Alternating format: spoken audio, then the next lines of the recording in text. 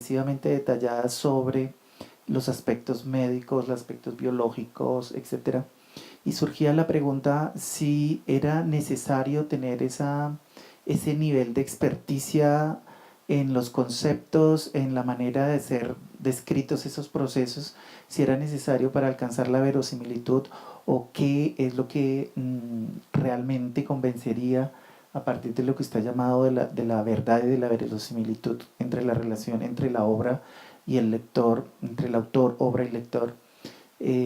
¿Cómo podría como ampliarnos un poco más esa necesidad de la verosimilitud y cómo se lograría, o si es necesario ese nivel de indagación y de investigación sobre un tema que el autor desconoce y necesita convertirse casi que en médico o en un médico forense para poder describir cómo fue la herida, cómo está el cuerpo, ese tipo de cosas? Sí, yo creo que en algunos casos la novela policíaca a veces adolece, digamos, de ese espejismo de la confirmación científica de lo que se dice, que es distinto a la verosimilitud.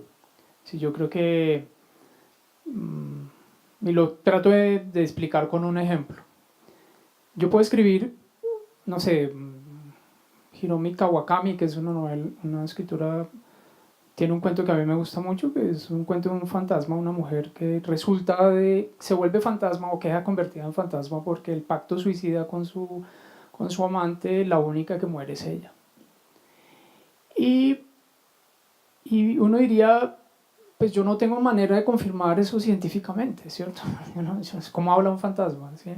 Pues algunos los han visto y probablemente hayan conversado, pero yo como autor, ¿cómo hago para saber qué le importa a un fantasma?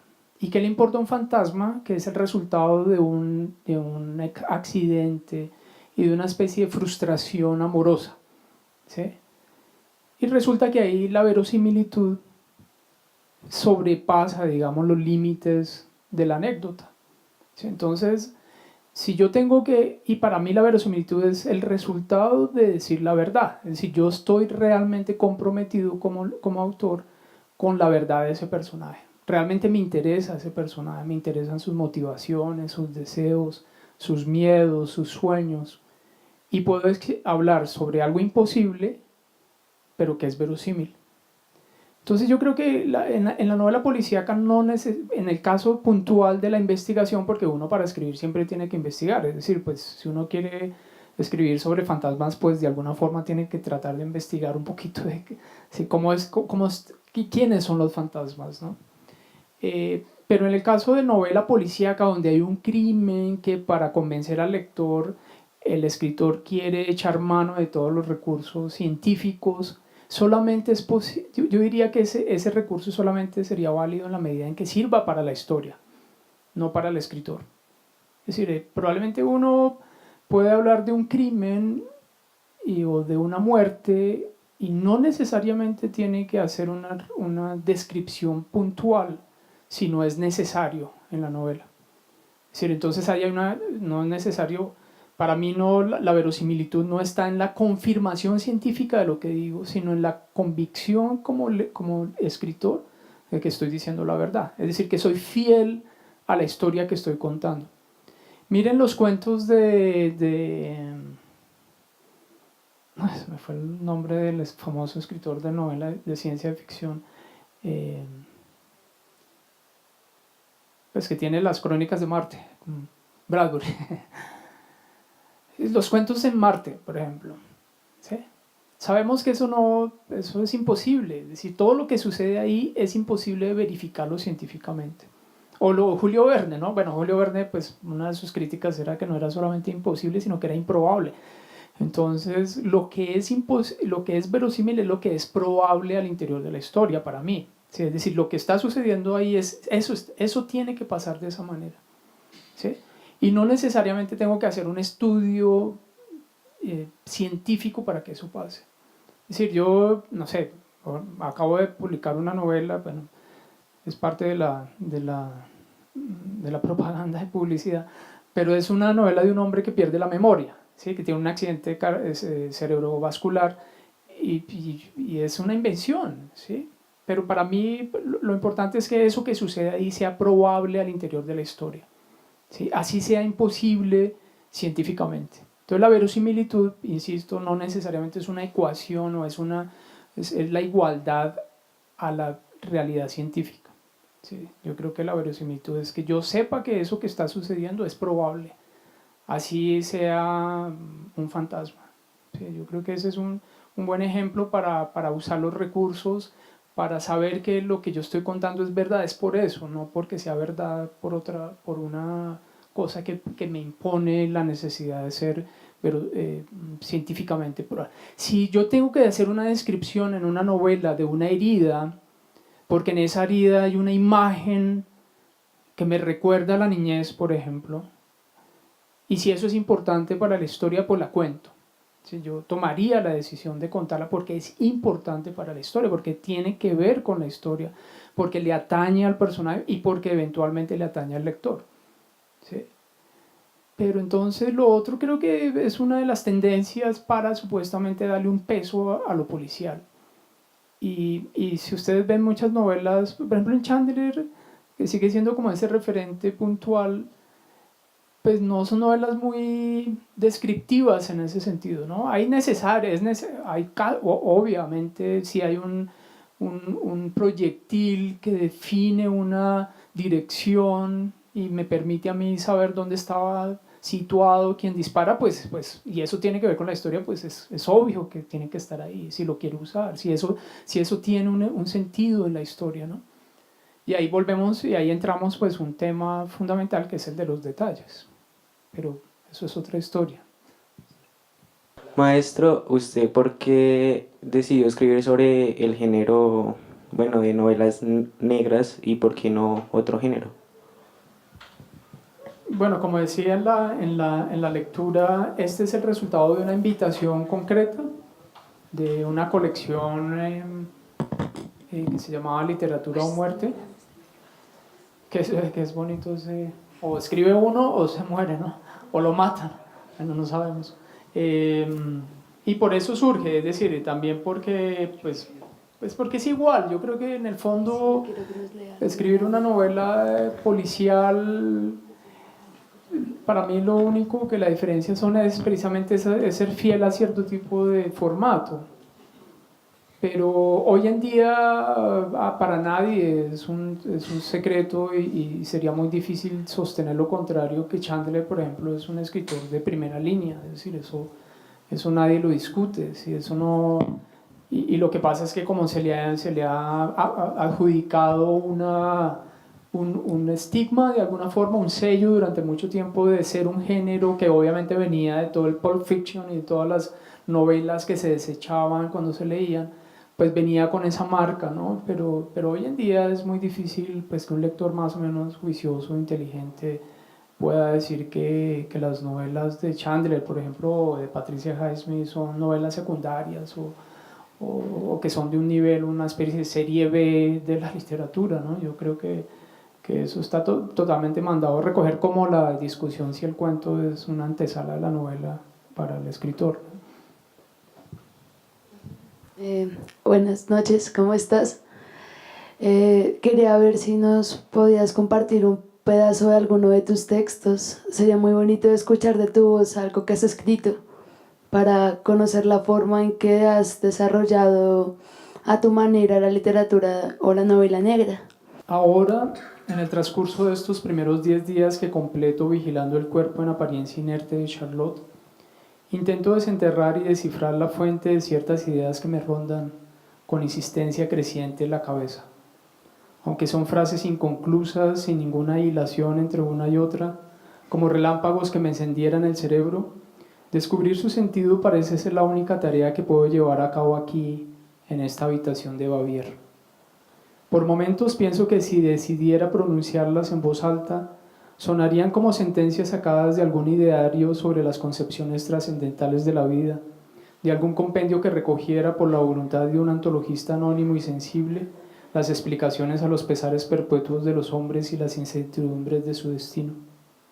En otras ocasiones, ya sea en el recorrido que hago ahora cada mañana desde la casa al hospital, o en las horas de mi silenciosa visita observando el perfil o los cambios de luz sobre alguno de los brazos de Charlotte, o ya de camino a la galería, me dejo convencer de que las frases regresan desde un profundo rincón de la memoria, saliendo a flote desde uno de los depósitos que llenan los días pasados en la casa de Gante unos 60 años atrás.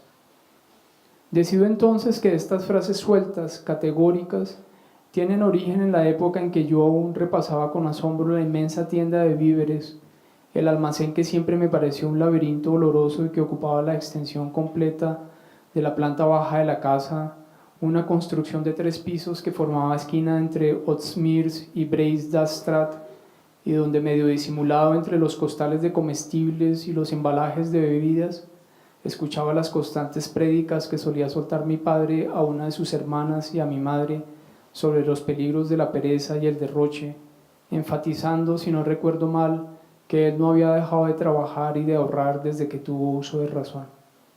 Gracias a esa especie de férreo catecismo, consiguió amasar una importante fortuna, convirtiéndose en esa época de penurias universales en uno de los pocos mayoristas sin competencia, abasteciendo de víveres, bebidas y artículos de fantasía a los habitantes de varios barrios a la redonda, sin contar las provisiones para algunos de los barcos que llegaban por el Leil.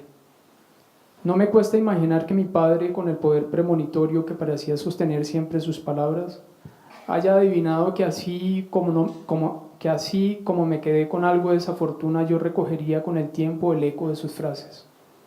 Quizás me sirvan ahora para tratar de comprender el mundo nuevo que soporto en un silencio semejante al de Charlotte, en esa otra forma de inmovilidad en la que estaré un número de horas y días que nadie aún puede saber. ¿Habrá sospechado mi padre, muerto hacía tantos años, que su hijo mayor, apóstata de sus credos, terminaría por apropiarse de las peroratas morales como posible aclaración de su próximo desmoronamiento, de mi reciente descenso a la insensatez? Todo está relacionado, diría entonces mi padre, y la vida de un hombre, por más precario que sea el territorio que haya podido levantar a su alrededor, se reduce a desilvanar ese todo, la maraña de eventos que le hace creer, por ejemplo, que las visiones que tuvo un niño en una ciudad lejana son las mismas que enfrenta este corazón que se acerca a los 70 años, con la faz de un habitante respetado y respetable por todos los que lo conocen, pero comprometido con el secreto de un crimen estremecedor. Por eso entiendo como una tarea imperiosa cerciorarme de que las frases que escucho son parte del mecanismo que me une al pasado, a esa especie de principio histórico donde podría estar el fundamento de mis últimos y hasta hace menos de un mes inimaginables actos.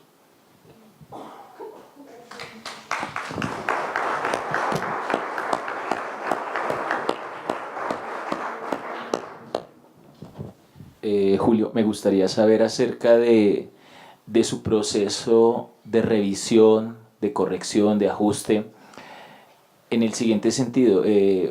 Por un lado, digamos, si usted tiene una mecánica definida, de pronto si dice, yo trabajo primero desde revisar si ese es el narrador, revisar si esa es la trama, revisar. Algunos dicen, no, en la última etapa trabaja, digamos, la construcción de los diálogos o la revisión de los elementos que sorprenden al lector, o la construcción de un ritmo, revisa ese ritmo narrativo. ¿Cómo es ese paso a paso? Incluso también como en ese proceso, si hay de pronto una mirada externa en la que se apoya de pronto, o si hay algunos periodos de descanso del texto. Esos detallitos me gustaría conocerlos. Pues por una simple situación práctica, digamos, de no tener mucho tiempo, busco la manera más fácil de trabajar, es decir, la que para mí sería la más sencilla. Yo, cuando estaba en lo de la maestría de escrituras creativas en la Nacional, había un tema que intentaba que discutiéramos sobre procesos de escritura o como prácticas para que funcionaran. Una era pues la famosa bitácora y pues la idea de las libreticas y las tarjetas que se llevan, porque yo creo mucho como en un sucedáneo de la inspiración, y es en ese tema de tener siempre el texto en la cabeza. independientemente del tiempo que uno tenga o de la posibilidad de sentarse a escribir. Yo creo que una de las prácticas, para mí por lo menos, que me permite como desenredar ciertas cosas o descubrir parte del enigma, yo creo que hay una para mí te sigue, pues a mí la idea de escribir un texto de ficción sigue siendo una cosa muy, muy misteriosa, digamos, que no considero, me guío un poquito por eso que decía Bioy Casares, de que uno siempre está en cero, ¿no? Pues puede que tenga cierta capacidad o habilidad un poquito más desarrollada a medida que sigue escribiendo. Pero en las prácticas mías, pues simplemente por una cuestión de tiempo, de estar en un trabajo de tiempo completo, lo que intento es siempre estar pensando en los tiempos muertos en el texto. Y pienso que otra manera también con la que a mí me sirve para escribir es identificar que en el texto mismo que estoy escribiendo está implícito, creo que eso lo dice alguien, ¿no? Me estoy apropiando de algo que no recuerdo, pero no sé si lo he dicho yo, pero que es que en el mismo texto está el secreto de lo que viene, es decir, no necesariamente como de lo que viene como escrito, como la manera como voy a escribir, es lo que quiero decir, no en el sentido de argumentarlo, de anécdota, sino que en la medida en que y así es que yo releo porque solamente cuando encuentro lo que viene después sigo escribiendo, si es un poco entonces mi práctica es en esta cosa un poquito, en inglés es como aloof, como que está uno en las nubes todo el tiempo pensando en el texto, y también en el momento ya puntual de la escritura identificar que no es tanto lo que yo tenga como en la escaleta afuera, como en la estructura del texto y tal, que eso sirve como una guía, pero que realmente donde está el secreto es en eso que yo estoy escribiendo, es decir, que por eso decía que es un proceso de lectura muy minuciosa, porque el secreto de la retórica, de la manera como se sigue escribiendo, para mí está ahí, en lo que no he escrito, pero que está cifrado de alguna manera en lo que ya está ahí en el texto. Esa es una manera, pues ahora como la que yo escribo. A mí me tocó cambiar por distintas razones, por ejemplo, los tiempos de escritura. Cuando nació mi primera hija, pues yo escribía por la noche, y cuando nació mi hija, pues empecé a escribir por la mañana. ¿Sí me he dicho? Y probablemente la sensación física de escribir por la mañana obviamente es obvio que es distinta por la noche, ¿no? Entonces yo creo que todos esos elementos externos inciden directamente en las decisiones retóricas, digamos, en la frase que yo hago y ese tipo de cosas. Sí tengo como pues obviamente un plan, digamos, también por cuestiones prácticas. No tengo tanto tiempo como para sentarme a pensar, bueno, ¿será que esto es en primera persona o en tercera? Tengo una tendencia última a creer que la primera persona me funciona bastante bien, es decir, me permite hacer unas cosas que la tercera, así sea en una persona en indirecto, una persona en indirecto, me parece que me da muchos elementos para resolver cosas muy rápido. Sí, entonces, pero no, es más una cosa muy, muy de accidental, digamos. Yo no tengo el tiempo como para conseguir la suficiente concentración para... Entonces, pues es un miedo, ¿no? Sí, yo creo que si uno pierde el miedo cuando escribe, o es que se ha vuelto muy famoso, o ya no entiende realmente el proceso de la escritura. Yo creo que una de las buenas para mí, por lo menos, y que yo insisto cuando hablaba sobre el proceso de escritura en los talleres o en las maestrías, es que no hay que perder el miedo. El miedo en el sentido de que ahí hay una puerta que no se va a abrir. ¿Sí? Por más que yo redacte bien y que por más que sepa muchas cosas, etcétera, hay que tener ese miedo a no llegar, porque eso es el impulso, yo creo que ese es el verdadero combustible. Lo demás es buena redacción ¿sí? o capacidad para hacer cosas, pero creo que el miedo es lo que en el fondo, al final, lo conmueve a uno cuando uno lee. Si uno lee a un lector que sabe que ha sentido miedo mientras escribe, eso lo identifica uno cuando lee. Y para mí, esos son los escritores que se quedan con uno, ¿no? De los que uno puede aprender cosas, pienso, no sé. Sergio, ¿me das un segundito? Es que es a propósito de lo que están conversando, y es... El maestro ha hablado de la experiencia de escritura y de la experiencia de lectura, Y dentro de la pregunta que hacía Alexander, creo que hay una novela muy interesante de Hugo Chaparro Valderrama que se llama El capítulo de Fernelli, en el que se hace una ficcionalización justamente de todo ese proceso, en el que un escritor está armando y tiene justamente eso que decía el maestro, tiene la novela en la cabeza todo el tiempo, de tal manera que hay ciertos momentos de la novela en que la realidad del personaje escritor se confunde con lo que él está construyendo como novela. Y realmente solamente hasta el final de la novela uno entiende que uno tiene que armar prácticamente toda la novela. Y es parte de una de las características que nosotros anotábamos en la investigación, el hecho de la metaficción, es decir, de cómo se reflexiona sobre el proceso de creación, y creo yo que ese es un muy buen ejemplo. Pero mi pregunta tiene que ver con la experiencia la experiencia nuestra en la especialización, en la maestría, en el pregrado, de guiar el proceso de escritura de un estudiante. Dentro de ese proceso, y también retomando algo que usted insistía, son las decisiones del escritor. Todo el tiempo he estado insistiendo en que tomó la decisión, de que llegó el momento de tomar la decisión. ¿Cómo es esa tensión? ¿Cómo es esa experiencia de guiar el proceso de creación de un estudiante? ¿Las decisiones las toma realmente el tutor, las toma el estudiante escritor? ¿Cómo es esa tensión entre los dos? Bueno, yo tomando un poco la primera parte del comentario de lo de la metaficción, creo que sí, es insuperable el ejemplo del Quijote leyéndose a sí mismo. Yo creo que eso es lo mejor que uno puede usar. Es decir, ese capítulo, esas 3 páginas son más que suficientes para entender que, primero, pues que ya está inventado hace rato, ¿no? Y segundo, que funciona. Es decir, que sí funciona como una herramienta.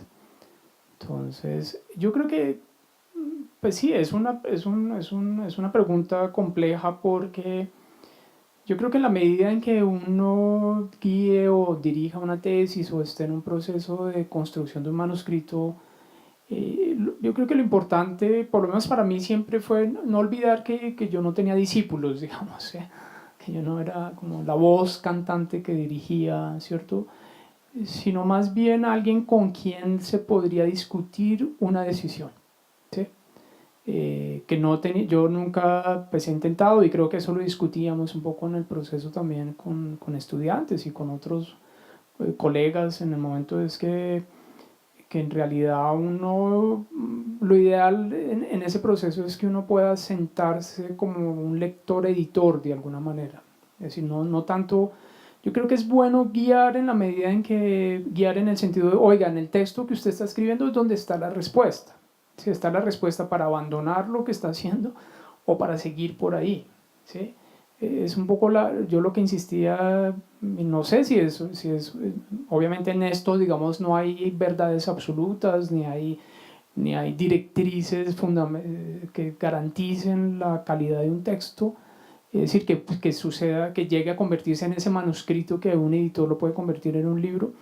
Yo sí creo que pues en esa discusión y lo que me preguntaban, ese acompañamiento, sí puede haber en un momento dado pues una experticia pues obvia, ¿no? Es decir, una experticia que trae pues no sé, que uno ha leído, no sé, un poco más o que identifica cosas que quien está escribiendo en ese momento pues no identifica por una razón práctica simplemente, pero creo que lo que para mí era importante era esa idea de la voz propia, primero deshacerse un poco de esa idea que uno lo trae innato, ¿sí?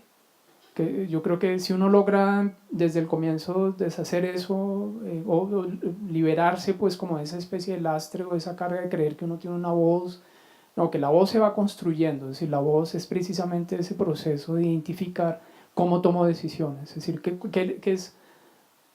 es como yo uso ese símil de la natación, ¿no? Es decir, el tutor de alguna forma no es el que le enseña a nadar, sino el que le dice, oiga, si usted moviera ese pie un poquito más rápido, el tiempo entre una orilla y la otra se le puede reducir en 5 segundos, ¿sí?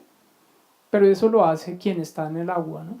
¿Sí? Uno puede identificar desde afuera, y ese es el tipo como de posible acompañamiento que creo que es bueno como tutor o como guía proponer lecturas también, es decir, oiga, leyó tal cosa que probablemente usted de una manera intuitiva o no le puede ayudar a resolver. Yo creo que eso es un poco también y hacer un trabajo de edición, es decir, yo creo que la edición, al contrario a la idea de la escritura de ficción, sí de alguna manera sí tiene un peso en el tiempo. Es decir, la dificultad absoluta del manejo de las preposiciones, ¿sí? Por ejemplo, pues es un tema editorial, es un tema de corrección de estilo, y eso puede hacer que alguien en un momento dado un texto que estaba un poquito oscuro, simplemente con cierto ajuste técnico en algún momento pues puede encontrar pues una salida y ese texto puede adquirir o que no sé, cosas elementales como que el párrafo está muy largo, bueno, ese tipo de cosas yo creo que es que de alguna manera sin creer que la verdad está ahí, ¿no? Sí, la verdad es que, y esto suena un poquito budista, pero no, es cada uno, ¿no? Quien va descubriendo su texto y creo que, no sé, por lo menos en la maestría de la Universidad Nacional, yo siempre peleé un poco con la idea de, oiga, no estamos escribiendo un libro. Ni yo, ni usted, ni ninguno